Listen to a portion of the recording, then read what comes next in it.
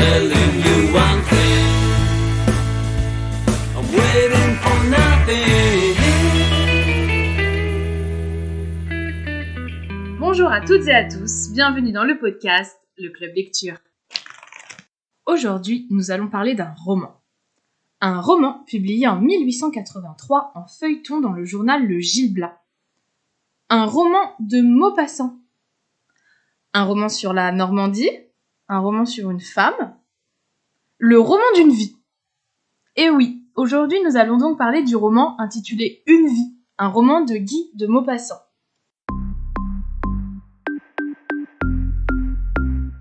Le roman débute par la sortie du couvent du personnage principal, Jeanne Lepertuis des Vaux. Ses parents l'avaient placé dans un couvent durant sa jeunesse pour son éducation, et ils viennent donc à ses 18 ans pour récupérer leur fille. Tous les trois sont très proches et ils quittent ensemble le couvent pour se rendre dans la demeure familiale en Normandie près de Fécamp. Cette demeure a été restaurée par les parents de Jeanne, donc le baron et la baronne, qui souhaitent lui laisser en héritage.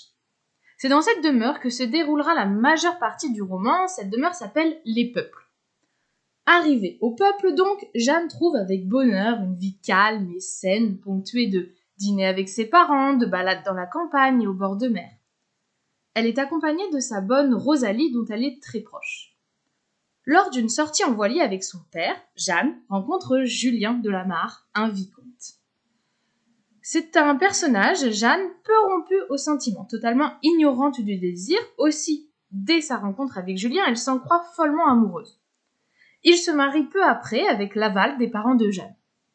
La mère, baronne, malade, effacée, laisse sa fille Jeanne dans l'ignorance totale de la sexualité. Son père, le baron, ne lève pas mieux le voile malgré une petite tentative de discussion avec sa fille le soir de son mariage. En conséquence, la nuit de noces est un cauchemar pour Jeanne qui vit littéralement un viol conjugal. Par la suite, Julien et Jeanne décident de partir en Corse pour leur voyage de noces, et Jeanne découvre pour la première fois le désir avec Julien. Au fil de ce séjour, au contact des paysages étonnants, de la nature luxuriante, Jeanne vit une lune de miel merveilleuse et idyllique. Cependant, le retour en Normandie, la pluie et la solitude des mois d'hiver éclairent son mari d'une nouvelle lumière assez peu avantageuse. Julien se révèle en effet avare, désagréable, parvenant même à faire repartir les parents de Jeanne à Rouen, où ils vivent désormais.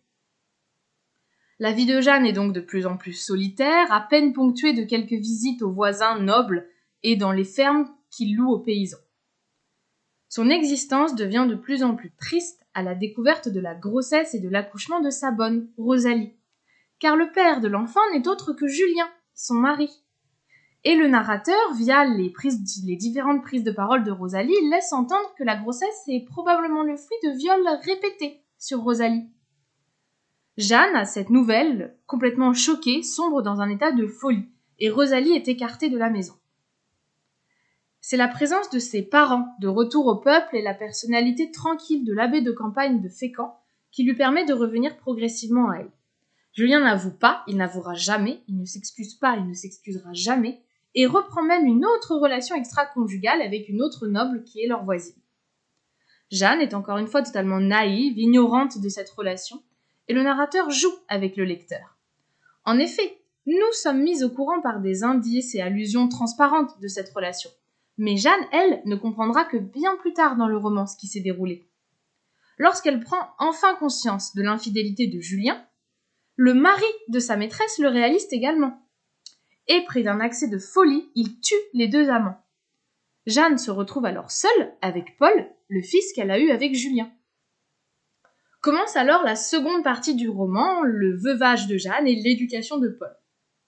Il est envoyé par le baron, son grand-père, le père de Jeanne, et malgré la tristesse de cette dernière, dans un internat à Rouen, d'où il ne reviendra jamais, car il s'éloigne progressivement de sa mère, des peuples, et sombre dans une addiction au jeu. À Rouen, il rencontre une femme avec qui il part faire sa vie, non sans solliciter régulièrement sa mère pour en obtenir de l'argent. Et elle lui en donne toujours, aveuglée par son fils comme elle l'était par son mari. Nous avançons donc dans le roman. Jeanne est âgée, fatiguée par la perte de son mari, le départ de son fils, le décès de ses parents. Elle est soutenue par Rosalie, qui est revenue, et qui reprend en main les finances. Rosalie vend les peuples, elle fait emménager Jeanne dans une maison de ville et veille à ce qu'elle ne dépense pas tout son argent pour aider son fils. C'est alors qu'une nouvelle lettre de celui-ci parvient chez Jeanne. Paul a eu un enfant. Mais vivant dans la misère, il ne peut en prendre soin. Rosalie part donc à Paris récupérer l'enfant, et le roman se clôt, comme il s'était ouvert, sur un trajet et des retrouvailles. Une rencontre plutôt, cette fois-ci. À la gare, Rosalie met dans les bras de Jeanne sa petite fille, et Jeanne semble retrouver espoir. Vous voilà maintenant familier avec la vie de Jeanne. Une vie triste, ponctuée de déceptions, surtout masculines. Cependant, Maupassant ne laisse pas le lecteur dans une atmosphère de tristesse, bien au contraire. Le roman s'achève sur un trait de lumière dans la vie de Jeanne, sa petite fille qu'elle recueille. C'est en effet intéressant de voir comment un homme, Maupassant, a écrit si finement la vie d'une femme. Nous en parlons tout de suite.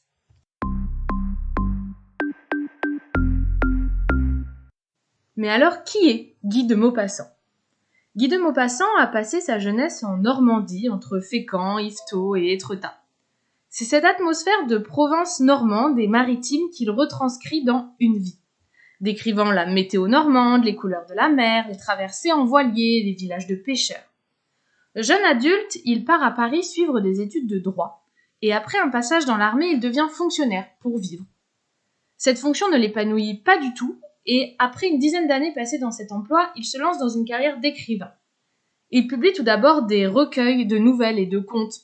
On citera évidemment Boule de Suif ou bien la nouvelle fantastique Le Horla. Puis, il s'attelle à l'écriture de romans, avec notamment Bel-Ami.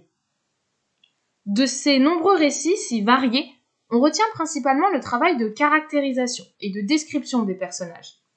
Des lieux et milieux dans lesquels ils évoluent, ce qui fait du style de Maupassant un style représentatif de ce courant réaliste qui se développe durant la deuxième moitié du XIXe siècle.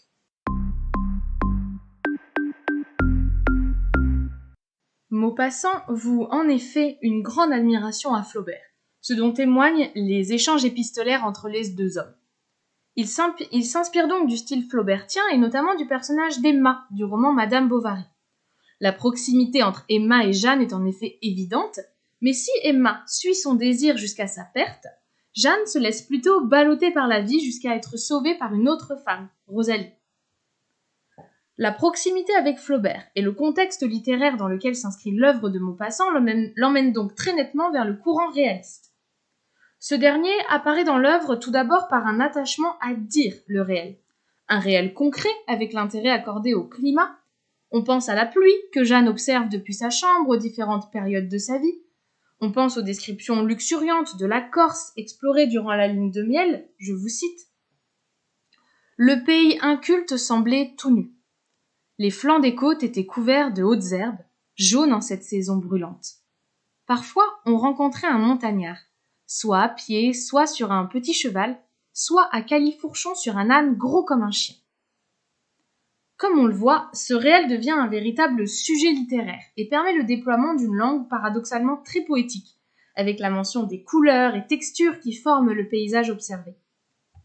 Maupassant s'intéresse également aux lieux dans lesquels son roman se déroule, la géographie et la topographie, avec la description des falaises d'Étretat et Fécamp, ces falaises de craie blanche, les descriptions de la mer et de ses couleurs, celles des plaines dans le pays de Caux. Cela apparaît notamment très nettement par la différence avec l'atmosphère parisienne évoquée lors du séjour de Jeanne dans la capitale. Elle est dans cette ville perdue, menacée, angoissée par ce lieu urbain, et la campagne de la Normandie lui apparaît comme un paradis terrestre, où la nature, même violente, structure la vie des habitants. Le réalisme de Maupassant est également associé à un versant plus sociologique, avec une volonté de rendre compte de la société de son temps. Il crée des personnages qui sont des types pour l'époque. Les nobles désargentés ou mauvais gestionnaires, que sont le baron et la baronne Pertuis des Vaux. Le curé de campagne complaisant, avec lequel Jeanne apprécie grandement discuter. Le curé mystique également à la fin de la vie de Jeanne. Et évidemment la bonne, Rosalie. Maupassant met également en lumière les dynamiques d'évolution ou de déchéance sociale par la trajectoire des personnages de Julien et du fils de celui-ci, Paul. Il évoque les mœurs familiales de son siècle, l'éducation des jeunes filles, le mariage, le couple, etc. Cela a pour conséquence de faire de ce roman une exposition sans phare de l'humanité. Maupassant écrit les viols conjugaux de Jeanne par Julien. Il écrit la complexité des personnages, ni bons ni mauvais. Le père, le fils. Il témoigne des réalités économiques de son temps et de leurs conséquences sur les personnages. On pense à l'avarice de Julien, à la passivité de la petite mère dans la gestion du patrimoine. Tous ces éléments caractéristiques du courant réaliste apparaissent dans un style d'écriture qui paraît neutre au premier abord. Le roman est en effet rédigé à la troisième personne, les paroles des personnages sont rapportées majoritairement au discours indirect libre, parfois par un discours narrativisé.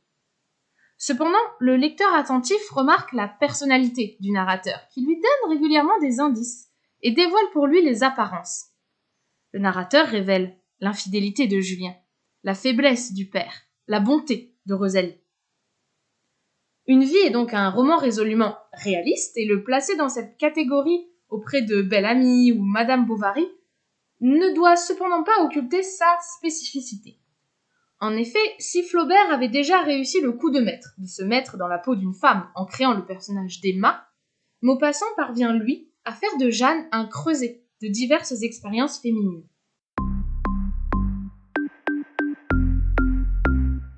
Continuons maintenant notre parcours aux côtés de Jeanne Lepertuis des Vaux, qui nous a emmenés du couvent aux falaises normandes en nous faisant faire un détour incandescent par la Corse. Je vous propose maintenant d'ouvrir quelques questionnements et d'élargir notre réflexion sur l'œuvre au-delà d'une simple présentation de celle-ci. Je suis incapable de fournir des réponses fermées et incontestables aux questionnements que je vais vous proposer, car ces questions me sont arrivées au fil de la lecture, elles sont parfois en lien avec l'actualité militante, ou tout simplement des perspectives de lecture. Je vous invite donc à participer à la réflexion en apportant vos lumières sur les réseaux sociaux du podcast. Le premier questionnement que je souhaite partager avec vous m'est venu à la lecture des dernières pages du roman. Jeanne tient dans ses bras sa petite fille que sa bonne Rosalie est allée chercher à Paris, où Paul, le fils donc de Jeanne et le père de l'enfant, vit dans un grand dénuement. Cette scène m'a notamment frappée par le parallèle que j'y ai vu avec la sortie du couvent de Jeanne au tout début du roman. En effet, cette sortie du couvent s'apparente pour Jeanne à une nouvelle naissance. Elle est ignorante de la vie, des relations, du bonheur ou du malheur, et arrive au peuple, la résidence de ses parents, avec l'innocence d'une enfant. De plus, elle est elle aussi accompagnée par deux adultes, le baron et la baronne, ses parents. Ainsi, les parallèles entre sa situation au début du roman et la situation de sa petite fille à la fin sont assez évidents. Mais quel sens leur donner ? Le destin de ces deux femmes illustre-t-il la répétition des souffrances à laquelle elles seraient condamnées ? Cela ferait alors du roman une boucle se répétant à l'infini. Est-ce à interpréter comme un message d'espoir, car le nourrisson est ici entouré de femmes, qui ont toutes deux eu affaire à la violence de la société et des hommes, peut-être apprendra-t-elle d'elle et s'émancipera-t-elle également. Et vous, qu'en pensez-vous ? Encore une fois, je n'ai pas de réponse. Ces questionnements me sont arrivés au fil de la lecture et je serais ravie de partager les réflexions que cela déclenche chez vous. Le deuxième questionnement qui m'est arrivé tient plus de la réflexion narrative que d'une véritable problématique de lecture. Cette réflexion m'est venue lors de ma lecture de l'épisode de la grossesse de Jeanne. Le roman Une vie, comme son titre l'indique, condense en effet en un roman toutes les expériences qu'une femme peut vivre, de la sortie du couvent à la situation de grand-mère.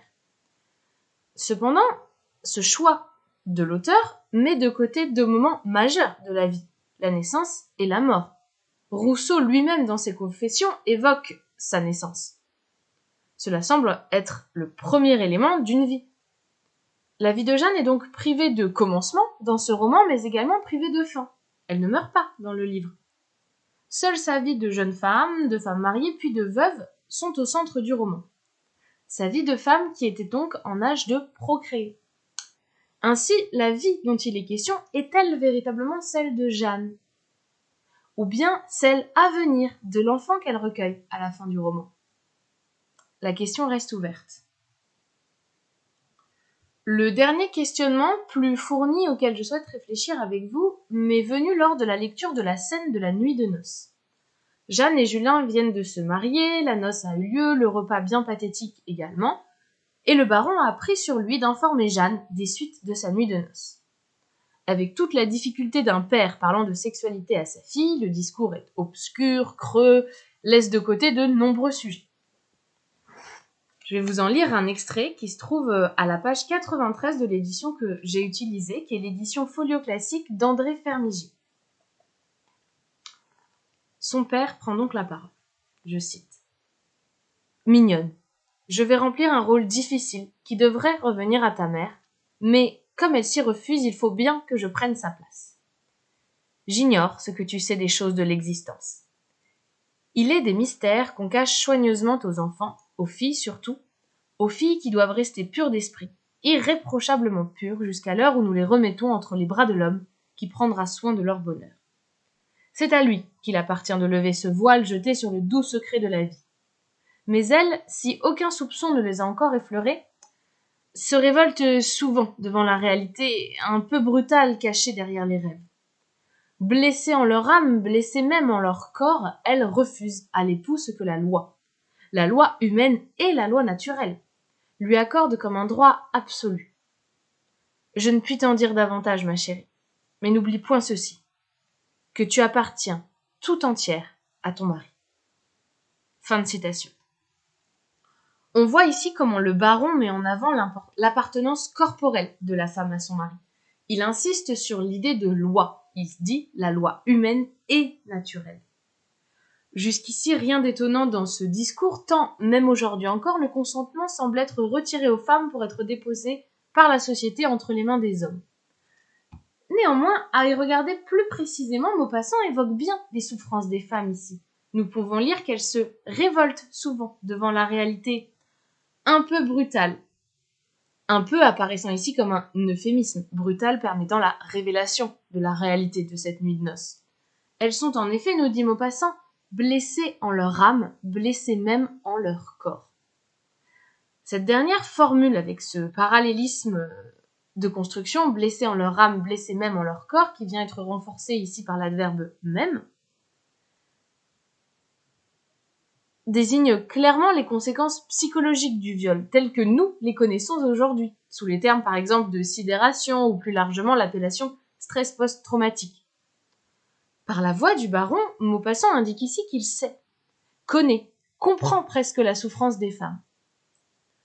Pouvons-nous dire qu'il va jusqu'à s'élever contre la situation de la femme mariée sans amour? S'élève-t-il contre l'ignorance de la sexualité et du désir dans laquelle sont abandonnées les femmes? Comme je vous l'indiquais précédemment, je serais bien incapable de répondre à cette question de façon assurée. L'idée n'est pas de se mettre à la place de l'auteur. Mais mon trouble quant à ce questionnement augmente d'autant plus à la lecture de la scène de la nuit de noces, qui se trouve donc dans mon édition Folio Classique aux pages 97-98. Maupassant décrit cette nuit de noces, certes à la troisième personne, mais par un point de vue quasiment interne, car nous avons accès aux sensations de Jeanne et à ses émotions. Le lecteur a accès à ce que Jeanne entend, ressent. Elle entend les grincements de la montée de Julien dans les escaliers. Elle sent son souffle dans son dos, elle sent ses jambes velues contre les siennes, et surtout la douleur de la pénétration. L'auteur met également en avant la confusion dans laquelle Jeanne se trouve, sa souffrance psychologique.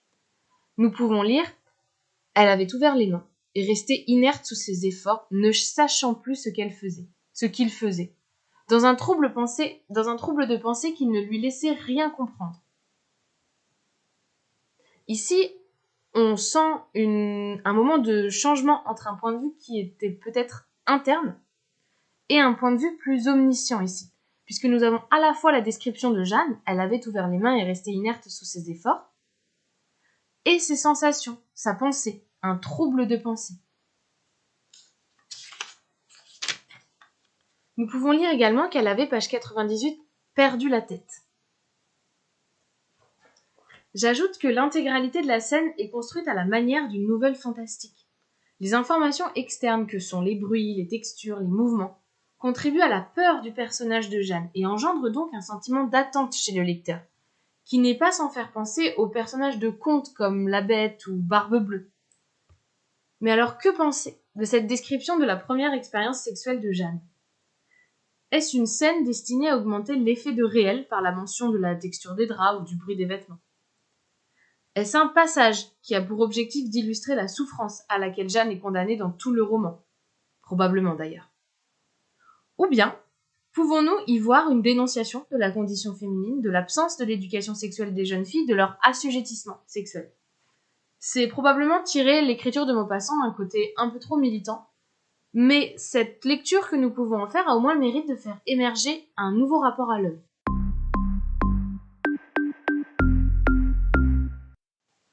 Nous avons beaucoup parlé de ce livre, mais j'aimerais maintenant vous le faire entendre. Voici un extrait d'Une vie. Le passage se situe au début du chapitre 2. Jeanne est de retour au peuple avec ses parents et profite de la belle saison normande. Écoutez. Une vie charmante et libre commença pour Jeanne. Elle lisait, rêvait et vagabondait toute seule aux environs. Elle errait à pas lents le long des routes, l'esprit parti dans les rêves, ou bien elle descendait en gambadant les petites vallées tortueuses dont les deux croupes portaient, comme une chape d'or, une toison de fleurs d'ajonc. Leur odeur, forte et douce, exaspérée par la chaleur, la grisait à la façon d'un vin parfumé, et, au bruit lointain des vagues roulant sur une plage, une houle berçait son esprit. Une mollesse parfois la faisait s'étendre sur l'herbe drue d'une pente, et parfois lorsqu'elle apercevait tout à coup au détour du val, dans un entonnoir de gazon, un triangle de mer bleue étincelante au soleil avec une voile à l'horizon, il lui venait des joies désordonnées, comme à l'approche mystérieuse de bonheur planant sur elle. Un amour de la solitude l'envahissait dans la douceur de ce pays, et dans le calme des horizons arrondis, et elle restait si longtemps assise sur le sommet des collines que des petits lapins sauvages passaient en bondissant à ses pieds. Elle se mettait souvent à courir sur la falaise, fouettée par l'air léger des côtes, toute vibrante d'une jouissance exquise, à se mouvoir sans fatigue comme les poissons dans l'eau ou les hirondelles dans l'air. Elle semait partout des souvenirs, comme on jette des graines en terre, de ces souvenirs dont les racines tiennent jusqu'à la mort. Il lui semblait qu'elle jetait un peu de son cœur à tous les plis de ses vallons. Elle se mit à prendre des bains avec passion. Elle nageait à perte de vue, étant forte et hardie et sans conscience du danger. Elle se sentait bien dans cette eau froide, limpide et bleue qui la portait en la balançant. Lorsqu'elle était loin du rivage, elle se mettait sur le dos, les bras croisés sur la poitrine, les yeux perdus dans l'azur profond du ciel que traversait vite un vol d'hirondelles ou la silhouette blanche d'un oiseau de mer. On n'entendait plus aucun bruit, que le murmure éloigné du fond du galets et une vague rumeur de la terre, glissant encore sur les ondulations des vagues, confuse, presque insaisissable. Et puis Jeanne se redressait, et dans un affolement de joie, poussait des cris aigus en battant l'eau de ses deux mains. Quelquefois, quand elle s'aventurait trop loin, une barque venait la chercher. Elle rentrait au château, pâle de faim mais légère, alerte, du sourire à la lèvre et du bonheur plein les yeux. Pour réaliser cet épisode, j'ai consulté différents ouvrages dont voici les références. L'ouvrage de Frédéric Martinez intitulé Maupassant, publié chez Gallimard dans la collection Folio Biographie en 2012. Le livre de Antonia Fogni, Une vie, l'humble vérité, aux éditions Flammarion, publié en 2019. Puis enfin, Une vie, commenté par Bernard Lavalette. Je terminerai ce podcast avec différentes références culturelles en lien avec le livre que nous venons de découvrir aujourd'hui. Tout d'abord, je vous conseille d'aller regarder le film de Stéphane Brisé, intitulé Une vie, dans le rôle de Jeanne Lepertuis des Vaux, Judith Chemla, qui est sorti en 2016. Je vous conseille également, même s'il n'est plus en tournée actuellement, j'espère qu'une captation vidéo sera disponible bientôt, le spectacle théâtral mis en scène par Arnaud Denis avec Clémentine Sélarié, à partir de Une vie de Guy de Maupassant. Je vous remercie pour votre écoute. Je vous encourage évidemment à venir donner votre avis sur cet ouvrage sur les réseaux sociaux du podcast. Au plaisir de vous lire et à bientôt. I'm telling you.